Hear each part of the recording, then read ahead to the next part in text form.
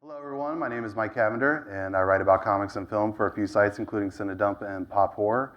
You may recognize me Sorry, did you say Cinedump? Indeed. I didn't name it, that's what he calls it. All right, yeah, there's no judgments here. I'm also at the Laughing Ogre. That's a better name. Okay. Yeah. I'm very excited to introduce you to our guest, the multi-talented Chip Zdarsky. Chip has written and drawn for most of the major publishers out there. He's been a force in the creator-owned realm for a decade with books like Sex Criminals, Stillwater, and Newburn, while still making time to grace us with fantastic takes on beloved superheroes from the big two like Batman, Spider-Man, and Daredevil.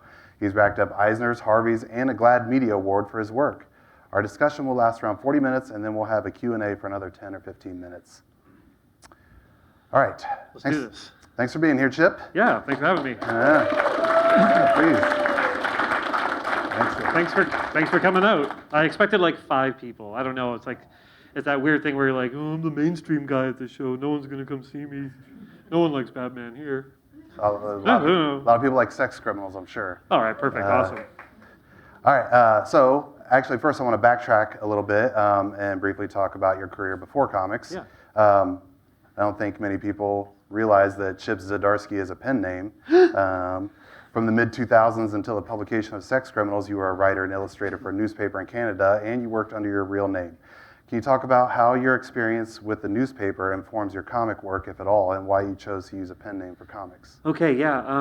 I did my own kind of comics when I left art school. When I was in art school, they were like, don't do comics, that's for losers. And I'm like, but I want to be a loser. Myself and my friends were pretty deep into making comics. So we started to make our own comics, but I also had to get a job. So I ended up working for a newspaper for about 12 years. And this is in Canada, so it was a national paper called the National Post. And it was one of those gigs where I started off as like a graphic artist. I would do like maps and stock charts and just kind of general informational things. And then I started to work my way up, and I would pitch things I would write and draw and comics. And by the time I left, I was like a mascot for the newspaper, weirdly. Like they would send me on weird assignments, like, the air show's in town, we want you to go on a biplane, or we need you to rappel down City Hall dressed as Spider-Man, or we need you to infiltrate a nudist colony. Like, it was all just like these weird stories, and I became kind of the guy that they would send for these things. And I became an advice columnist, which is shocking to everyone. It was called Extremely Bad Advice, which is kind of my get-out-of-jail-free card. So it was a great job.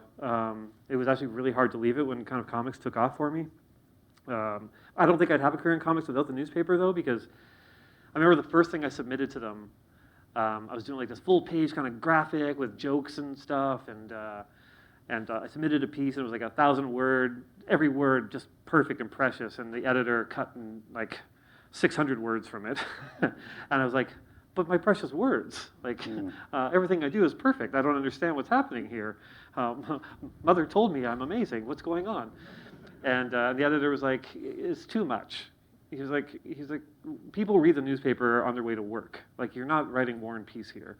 I'm like, okay, all right. And like, it took me a while to get used to that idea, but then he was right. And so that skill carried over to comics, because comics is all about being succinct. Like, if you read mainstream comics, there are a lot of writers who don't follow that, and like all of a sudden, like half the page is word bubbles. And I was pretty good at like making things kind of, like I said, short and succinct. So that helped. I learned a lot of computer programs. That helped. I also learned about daily deadlines, which is like usually at a paper, you'd have like kind of news meetings, and then around 2 in the afternoon, you'd kind of know what your assignment was. And then at 6 p.m., it was the first national press date.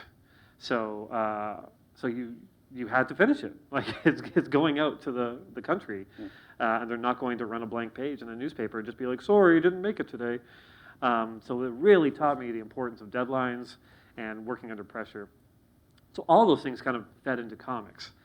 And there was one weekend where, this is going to be a very Canadian story, and I apologize in advance. They assigned me to go to Ottawa from Toronto to cover a charity boxing match between 2 members of Parliament. One of them was actually a senator named Patrick Brazeau, who was this big, beefy guy who was also up on domestic abuse charges, so everyone hated him. The other was a young member of Parliament who used to be a drama teacher, who everyone always made fun of because he used to be a drama teacher, and his name was Justin Trudeau. And so I went to cover this, and it was just wild because I've never seen a boxing match before, and every instinct was to climb into the ring and stop the fight. Like, what are you doing? No, can't we just love each other? And I was there with all the media, and everyone expected Trudeau to basically get the snot kicked out of him. And to everyone's surprise, he won. He beat the hell out of that senator. Like, it was wild to see, and everyone in the room knew at that moment that he was going to be our next prime minister.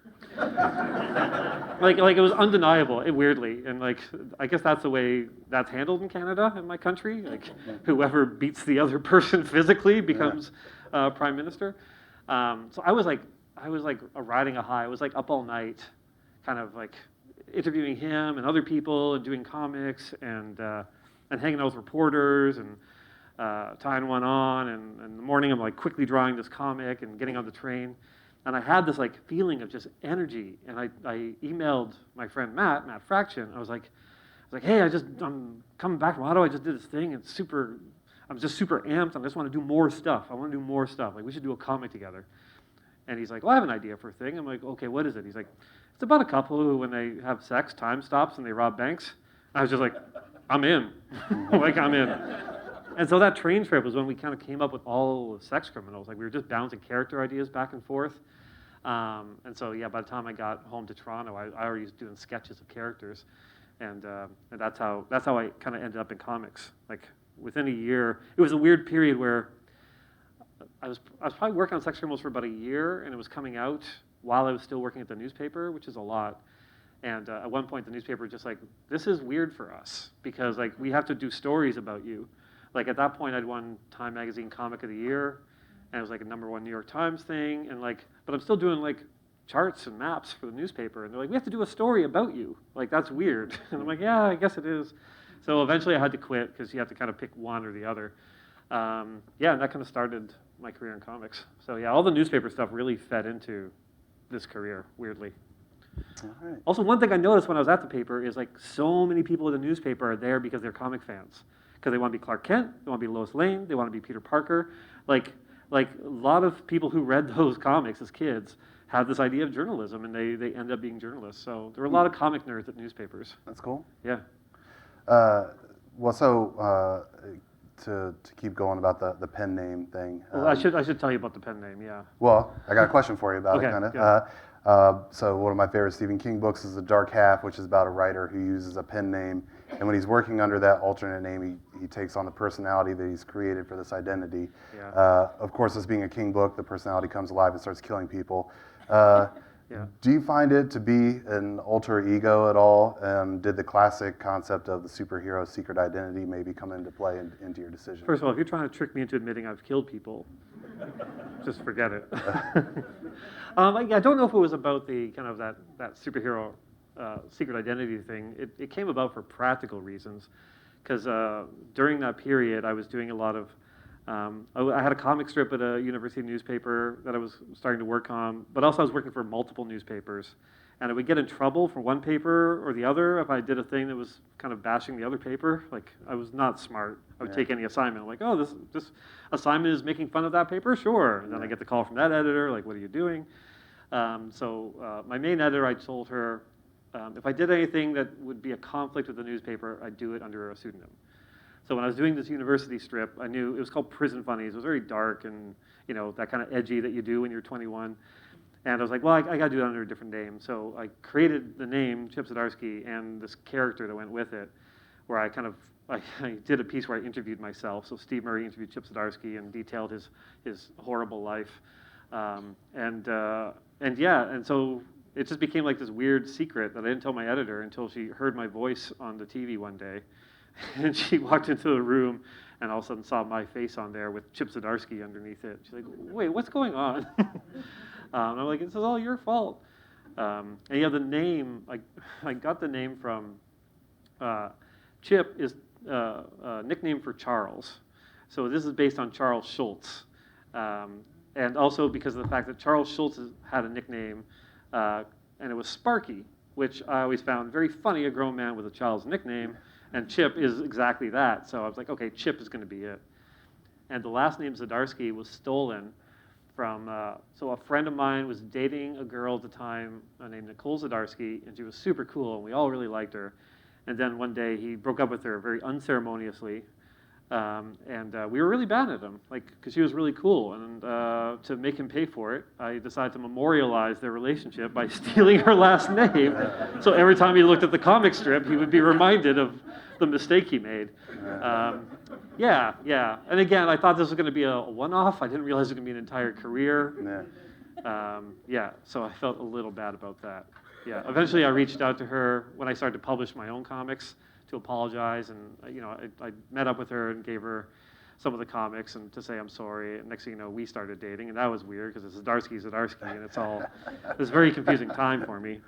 But yeah, as my career kind of took off, like, she's like married now with kids, living in Houston, and whenever I have something that's kind of kid appropriate, I'll send the family a pack, with the standard apology note that you can't Google Zdarsky anymore without seeing me. Yeah, or sex criminal. Yeah, exactly. That's the other problem. Yeah, it's a good thing I had a pseudonym because I would not be crossing the border into your fine country if it said Steve Murray, sex criminal. So you mentioned that you had done comics before breaking into the mainstream. So I was wondering, what were these books about, and is there any chance of them being reprinted by somebody? I mean, if I wanted people to see them, yeah. But Prison Funnies, like I said, was a really kind of dark, edgy thing, and it's the work of a young person, which I don't think really holds up nowadays. One thing I did that I quite liked was that I kind of thought was a bit more accessible. It was like an all ages book called Monster Cops, and it was about like Frankenstein, Wolverine, and Dracula becoming cops, and it was just kind of dumb fun. But then even in the last few years, I'm like, do I really want a kid's book about characters being cops? But then I look at Paw Patrol and how much money they make, and I'm like, what am I? I'm just sitting on a gold mine here. So yeah, I don't know. It's always hard to picture like reprinting old work because it's almost always embarrassing. It's even hard for me sometimes, even just getting a Sex Criminals Volume 1, because I flip through it, I'm like, oh, you were trying so hard. You were trying so hard.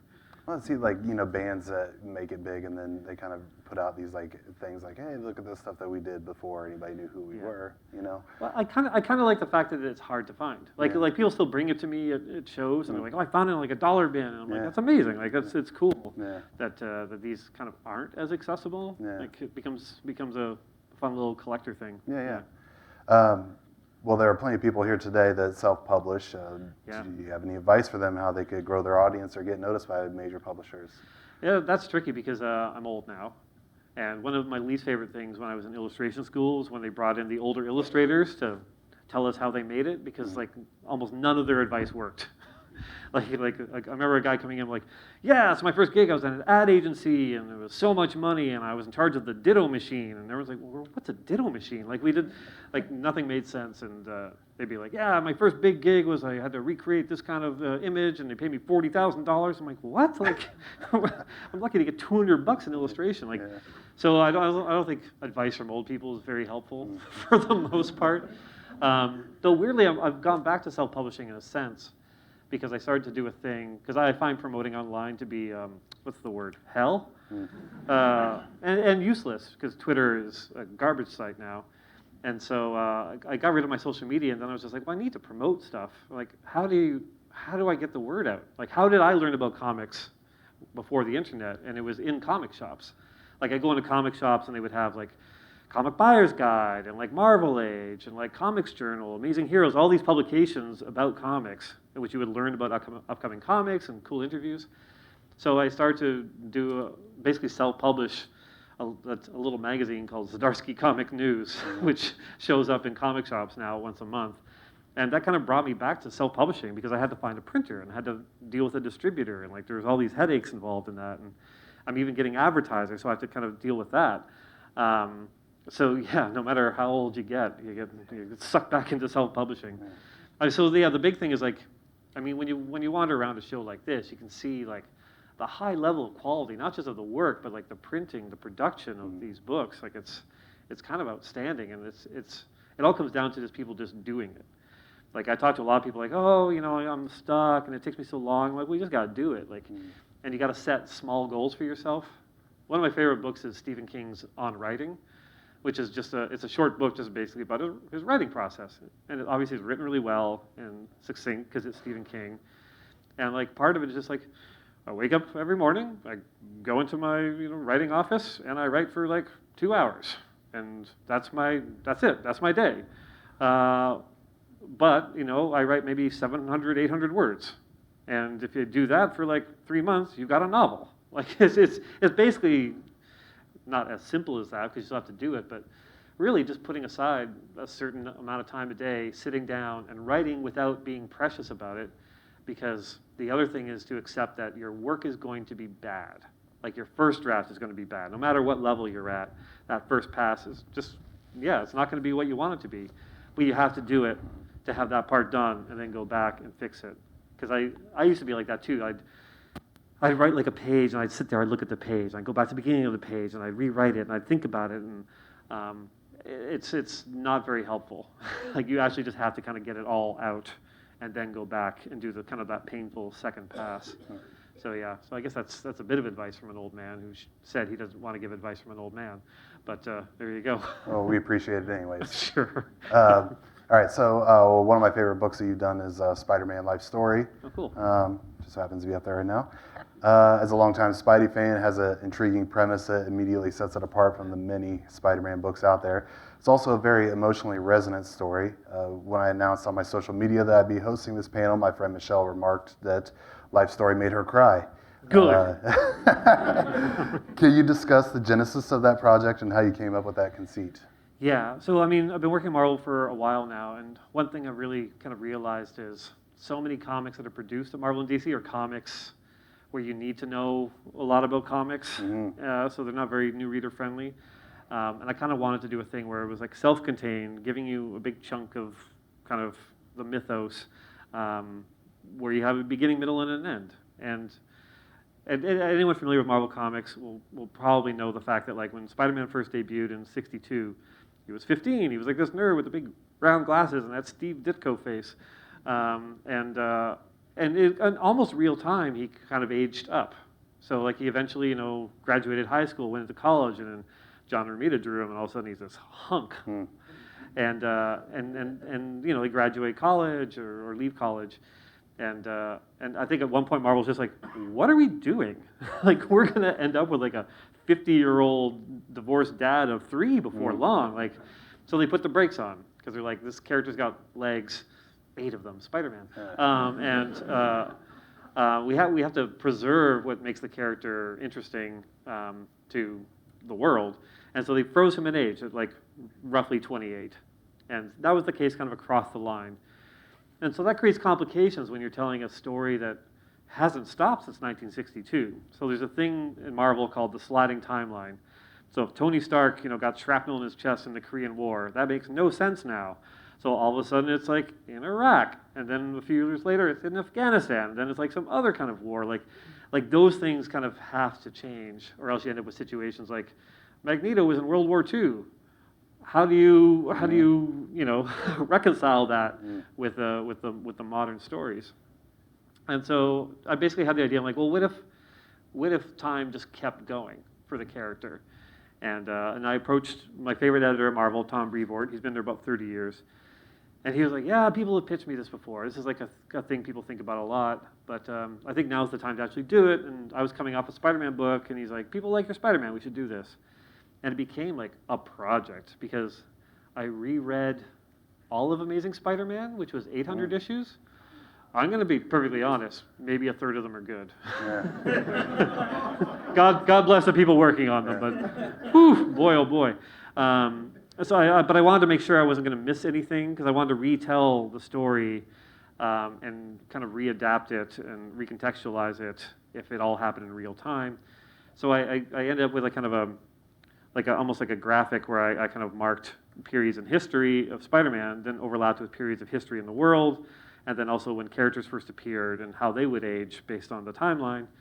So it was a puzzle, and it was so much fun to do. And working with that editor, again, anyone familiar with Spider-Man will know that in the 90s there was a thing called the Clone Saga, which is either beloved or reviled. I'm in the middle. It was kind of when I stopped reading Spider-Man comics, when it got be a bit too much.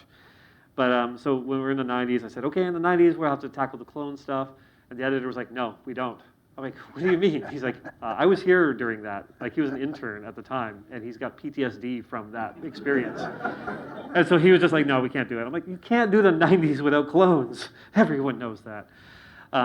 So I convinced him. I kept it tight, and I think he was happy with it. But yeah, it was a great experience, and they always asked me to come back and do kind of more of those. But it's a lot of work, and it feels like such a singular thing. I'll have to have a different idea about how to execute it next time. Like, I have to think about a Daredevil one, only because in the comics, Hell's Kitchen has always been like a hellhole, whereas Hell's Kitchen now is condos and $13 lattes. Yeah. So I kind of want to see that progression, like how New York has changed over that time, and make it real instead of the way it's been depicted in TV and comics for all this time. Yeah. Well, speaking of Daredevil, I wanted to touch on that. So Daredevil maybe doesn't qualify as a flagship book. However, how dare you? Well, hold on. However, it has nevertheless featured some of mainstream comics' greatest runs of the last 40 or so years. Frank Miller, Ann Nocenti, Brian Michael Bendis, Ed Brubaker, just to name a few.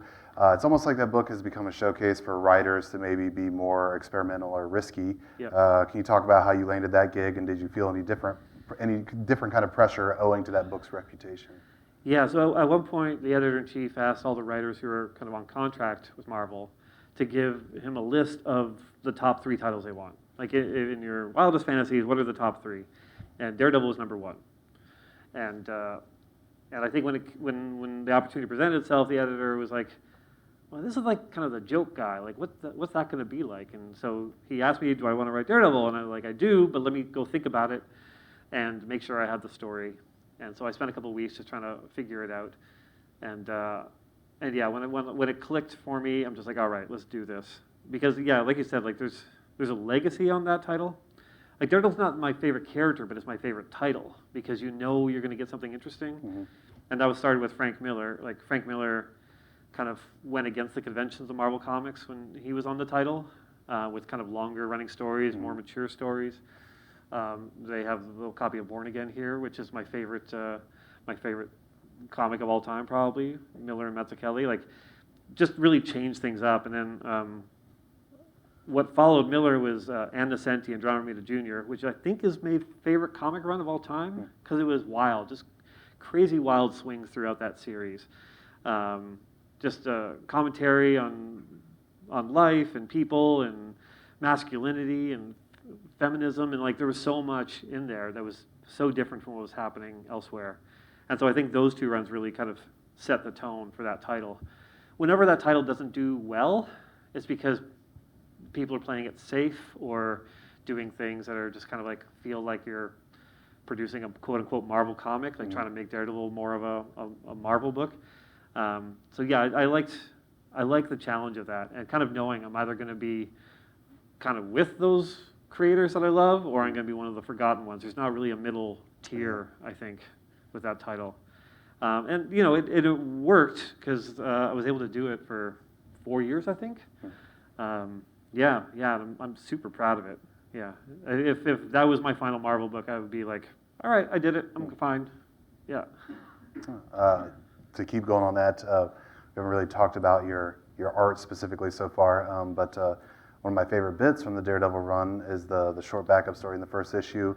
It's like 4 pages, but it's really kind of just 2. And we're given a page with the sort of traditional presentation, which is then followed by a page with how Daredevil experiences that same kind of action. Yeah. And it reminded me of the Fearful Symmetry chapter in Watchmen.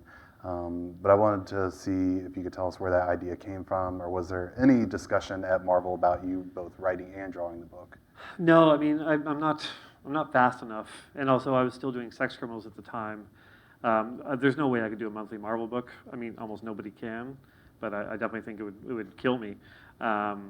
So every once in a while there'd be an opportunity, like, oh, we have an issue, you know, that we need someone on. I'm like, oh, I could do an issue. And in that case, like, we were literally just kind of planning out that issue, and they were like, oh, and we've got an extra 4 pages. I'm like, 4 pages? Okay, yeah, I can pull this off. And yeah, so the idea is presented like it's the exact same panels. So you see Daredevil kind of going on this adventure, and when you flip the page, it's the same thing, but just in black, with like radar sense and what he's smelling and how he's experiencing and the sense of touch. Yeah, so it's essentially a silent story, and it was just fun to like kind of figure that out, like a little kind of formalist puzzle. Yeah. Yeah, if you got 4 pages, you should probably try something different, you know. If you have like 100 pages, maybe not. But like, yeah, that's kind of the sweet spot for me. And I did one more Daredevil thing where I did the art where, you know, Fanboy Dream and Nascenti wrote a short story. I think it was another 4 pages.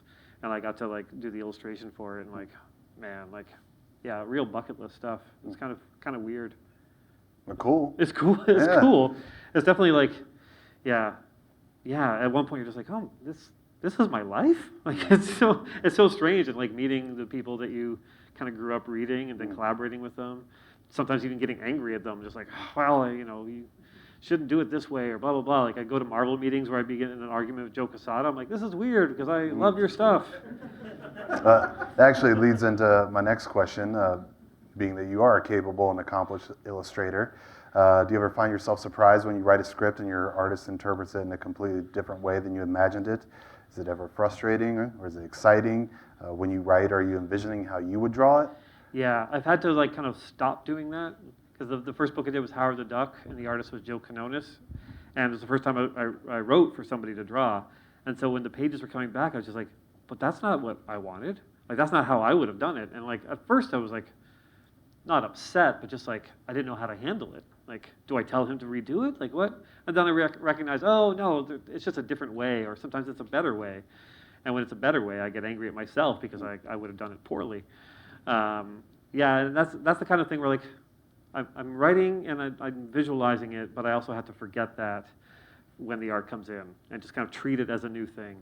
There are various stages to a comic making process when you work for Marvel or DC, where so you write the script, you usually get layouts back from the artist. At that point, you give most of your suggestions, and then they send in the final. When that final shows up, then you actually have to rewrite the script, because you have the script open, you have the final pages, and you have to be like, does this make sense anymore? Like, is this drawing of Peter Parker yelling, does it suit the dialogue where I'm just like, I love you? Mm-hmm. So, and a lot of times there's no space anymore for your lettering, because a lot of artists don't have that in consideration. Yeah. So you have to cut things, you have to change things. So there's a lot of rewriting at that stage before it actually goes to the letterer. So it really helps to just to divorce yourself from what you wrote initially, because whatever's there now is going to call for a different thing. So yeah, it was weird and was hard at first, and now it's so part of the process for me that I don't mind it at all. Sometimes I'm like, oh, it's a fun challenge. Like I have to rewrite a page. There was one story where I had to write an issue. It was a special issue featuring Namor the Submariner, and it was going to be a lead-in for like an Invaders comic I was doing. And I wrote the story. I was really proud of it. And it was 2-3 days before it went to press. And the editor, Tom, again my favorite editor, wrote me and was like, "Chip, I hate doing things like this, and I don't know if I've ever done exactly like this, but I should have caught it earlier. But this doesn't work." I'm like, "What do you mean it doesn't work?" He's like, "The motivations I don't think are tracking. I think you've made Namor, frankly, too much of a dick. And people are going to bounce off of it, and we really need to bring them into your next series, and I don't think all these things don't work." So I'm like, "Well, okay, what do we do about that?" He's like, "Well, we have to rewrite the story." And I'm like, "But it's done. Like, it's lettered, it's colored, it's like going to the printer." So I basically had to stay up all night and rewrite a whole comic from scratch with the art already existing. And well, that's kind of like Marvel style, isn't it? A little bit. Kind of, except with Marvel style, like you don't do it the night before. Yeah, sure, fair enough. And so, I mean, maybe Stan Lee did, but so, and he was right. That's the other thing. Tom is always right when it comes to stuff like that, and he's also in it with you. Like he had a lot of suggestions. We figured it out, but that was a wild 24 hours. Just like, oh, okay, like my stuff sucked, and we had to make it better so we didn't lose readers. Yeah. Okay. So you don't really confine yourself to one genre, although I think it's fair to say that humor is one of your strengths. That being said, you've explored some relatively heavy themes in your books. coming to terms with aging, dealing with major mistakes, exploring murky morality. Newbern and Stillwater both hit on some pretty dark notes. I know this is a bit esoteric, but I wondered if you could speak a little bit about your thoughts on genre and why you have a seemingly disparate bibliography. I think it comes down to the fact that there's no one in this room that just loves one genre. Like, you consume art of all types, right? Like, there's one person in my life who only watches horror movies, like, and they're weird. but for the most part, like, oh, I want to see a comedy tonight, or I'm into sci-fi, or, you know, a western, or whatever, like humor, dark. But to make a career as a writer, whether it's novels or comics, you're kind of expected to, like, pick a lane and then do it and build that fan base for that thing. You know, John Grisham writes courtroom dramas. Like, that's what he does. And, like, Danielle Steele does romance. Once in a while, these writers will veer off and try different things, usually under pseudonyms, like, you know, Stephen King, Richard Bachman, exactly. But that's how you build a career, because you want people to know what they're getting from you, and you want to maintain and build that, right? So it's stupid. Like, it's not the smartest decision I've ever made to be like, I'm going to do Jughead and then Daredevil, because I'm not bringing any Jughead readers over to Daredevil. Or if I do, they're going to be very confused. And so, so it's not smart. It seems to have worked out for me, but it's not the smartest move, I think, as a creator. But it's weird that you're expected to, like, do one genre. Like, I know a lot of, like, you know, fantasy novelists or, like, sci-fi novelists, and that's just what they do. And I'm like, I get that you get better at that as you do it as well by staying in that lane. But I'm not too concerned about getting, clearly I'm not concerned about getting better, if you read my work. But I want to make stuff that's interesting to me. So, like, with Newbern, I'm just like, I love, like, TV procedurals. I love Law and Order and, like, The Mentalist with, like, you know, that main character that knows more than everyone else. And I just wanted to do that. And, you know, maybe it doesn't make sense, but it just makes for a fun challenge. It keeps me interested in it. Because without the newspaper, I can lose interest pretty quickly. Because the newspaper, that job was like, go out in the world, do this, interview this person, like something different every day. Whereas comics, I'm in the same room every day, I'm doing this every day. And like, that's it. Like, it's rare I get to actually talk to human beings. Like this is the exception. I'm usually by myself all day, and it can get monotonous. Even if you're writing Adventures of Batman, it's still just you in your room writing by yourself. So switching genres is a way to kind of keep myself interested in writing. Very cool. So with the trend nowadays being to write for the trade, it struck me that Stillwater and Newbern seem to kind of eschew that approach somewhat. They feel more like you had a story to tell and you weren't necessarily concerned with structuring them for packaging in the modern trade format. Stillwater is 19 issues long, including the special, and Newbern is just 16 issues. They almost feel like elongated miniseries in that way. Was that always the plan for these books? And if so, did you get any pushback on that approach? You don't really get pushback too much on image books because you're in charge of it. So with Newbern, I really wanted the done-in-one mystery. I wanted every issue to be like, by the end, they solve it, because that's what those TV shows are like. And yeah, it was kind of arbitrary, or just like, okay, end of issue 5 is an arc, because we have to put out a book at some point. And Stillwater was kind of the same. Like, it would kind of drive me nuts when the editor would be like, all right, what's the name of this arc? And I'm like, well, I don't know which issues are the arc. Like, it doesn't make a lot of sense to me. I find it's hard with the DC and Marvel stuff because every issue kind of hits the same beats a little bit. If there's not a fight scene in a Marvel comic in 20 pages, like, you've done something wrong. But if you take that fight page out, like, people, it breaks their brains a little bit, and they're just like, oh, it felt like there was something missing from this. I'm like, yeah, because you're trained into that rhythm. And same with the 5 issue, 6 issue arcs, you're trained into the rhythm. Like, you know what an issue 1 is and what an issue 2 is, and you know the kind of the beats of those issues, even if the story changes.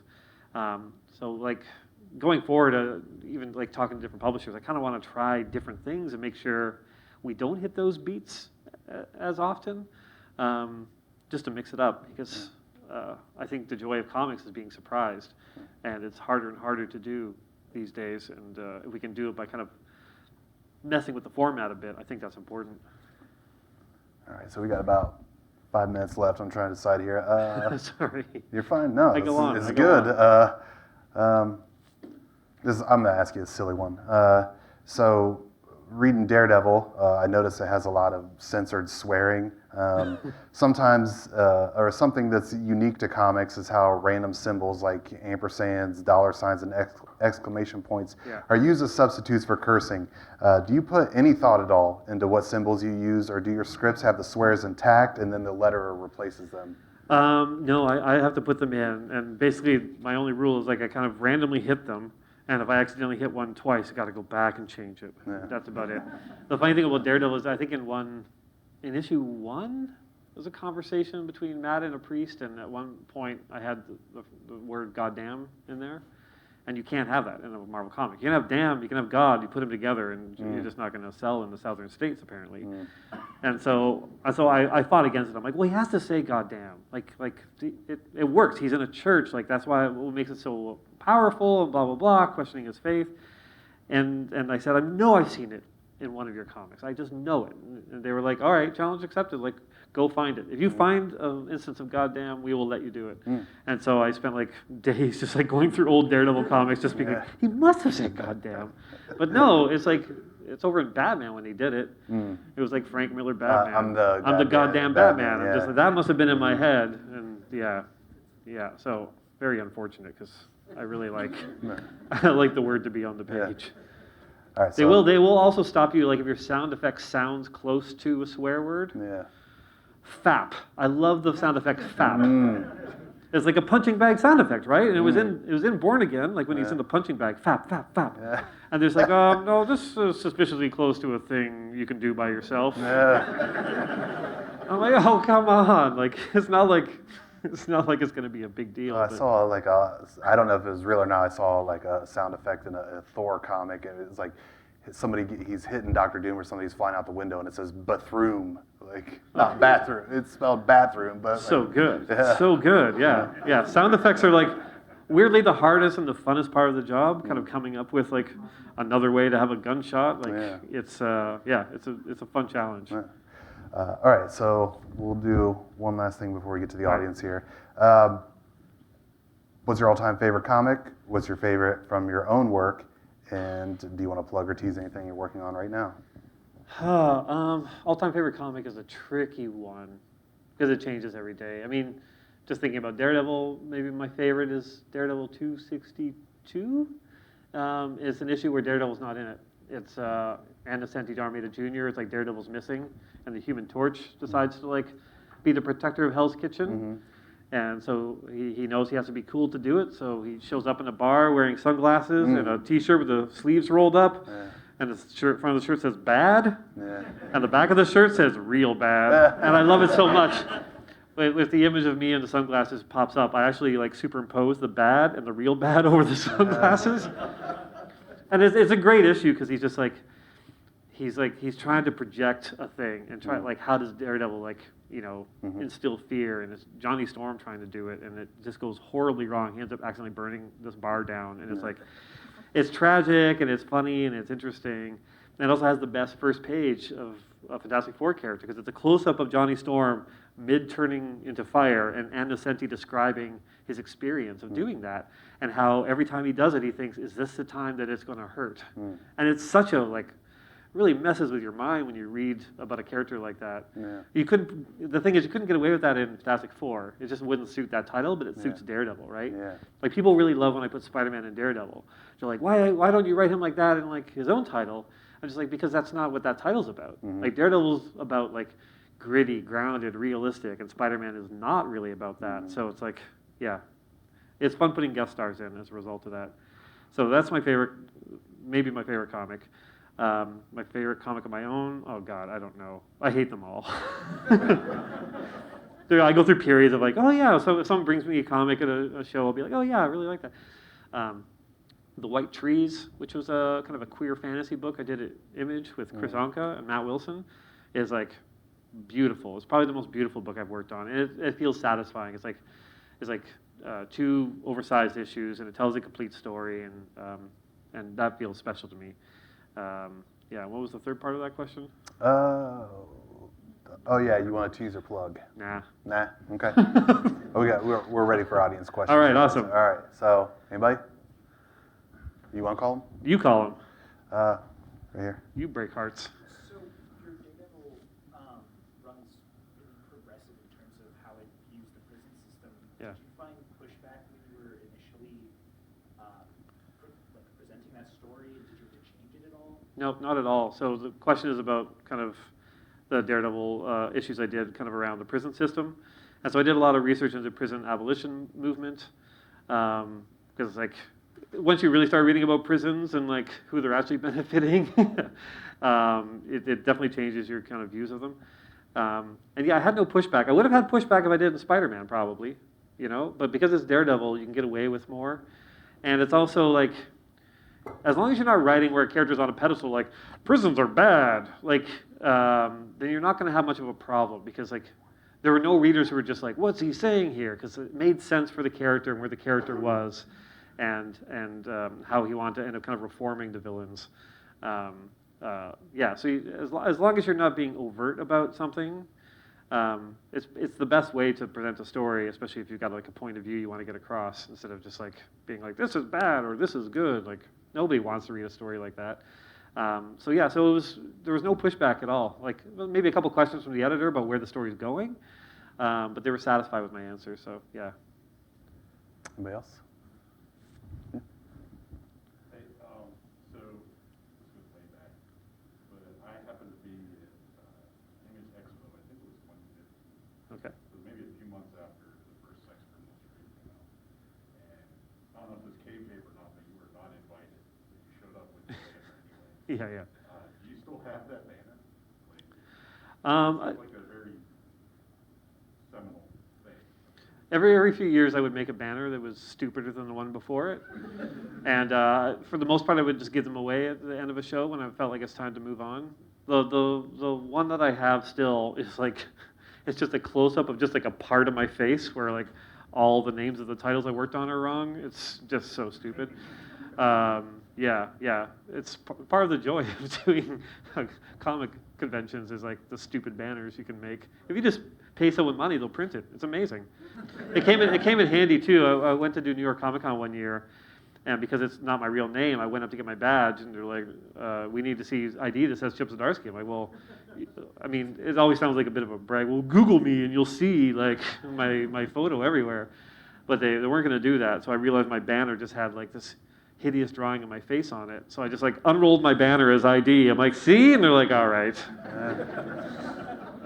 So very handy.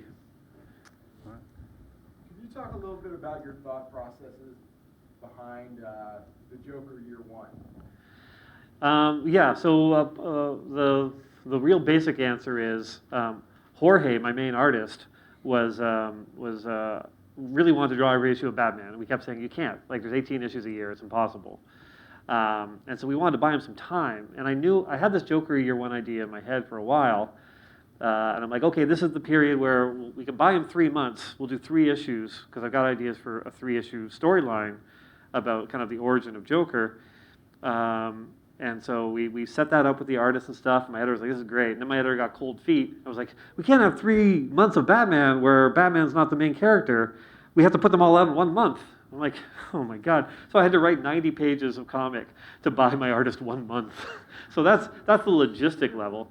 And then kind of underneath that is just like, I was just kind of intrigued just about that period. Like the Joker kind of, after kind of coming out of that vat of acid, before he first kind of like hits the scene as the Joker, like what was that process, and how did he change over that period?